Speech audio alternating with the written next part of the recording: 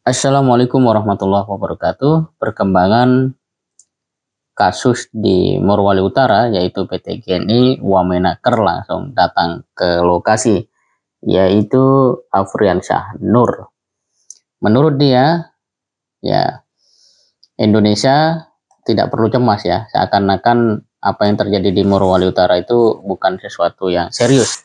Kenapa tidak perlu cemas? Dia mengatakan karena dia sudah datangi, ya ungkapannya begini, tapi tadi saya datangi masing-masing pekerja dari TKA, saya bertanya, terus ditranslate dalam bahasa Cina, mereka jawab prinsipnya mereka juga sangat prihatin dengan kejadian 14 malam itu, kata Afriansyah kepada Tempo, Kamis malam 19 Januari 2023. Coba kita perhatikan, kalimat yang pertama adalah TKA juga prihatin.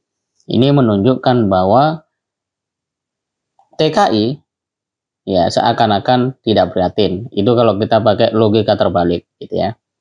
Dan menurut saya sekelas Wakil Menteri Tenaga Kerja menyampaikan laporan seperti ini kepada media, selain ya terlalu biasa, juga mungkin bagi sebagian orang ini di luar ekspektasi. Tidak sepertinya seperti itu. Tidak semestinya ya seperti itu.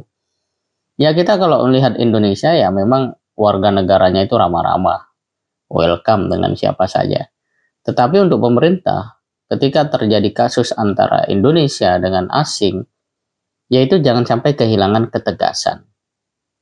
Nah, kasus Maurud ini adalah pintu untuk pemerintah membuktikan keberpihakannya untuk melindungi segenap rakyat Indonesia. Nah, semakin sulit lagi kita melihat ketika Wamenaker ini ya seakan-akan seolah-olah begitu ya menjadi jubir tenaga kerja asing. Ia memberikan jawaban kepada media yang dalam tanda kutip membantah semua dugaan kuat rakyat bahwa tenaga kerja asing itu mirip dengan tentara dan lain-lain.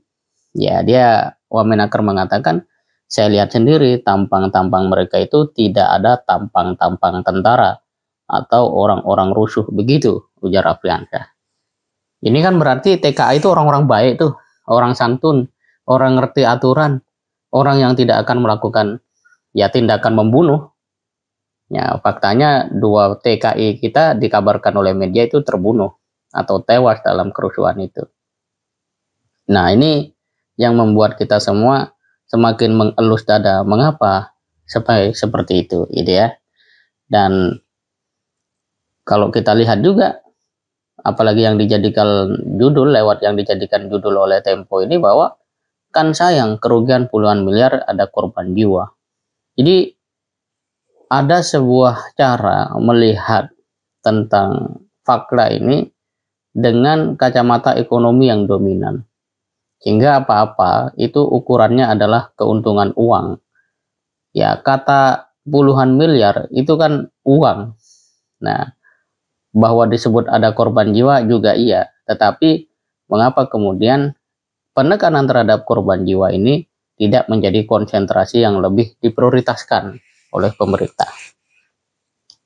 Kita tidak tahu mengapa bisa seperti itu. Apakah memang ya kita sudah, dalam konteks ini adalah pemerintah tidak memiliki sebuah kekuatan untuk melindungi TKI dalam pengertian yang ya ekspektasi rakyat lah gitu ya, atau memang ini sebuah strategi diplomasi, kita belum tahu dan seperti apa ke depan.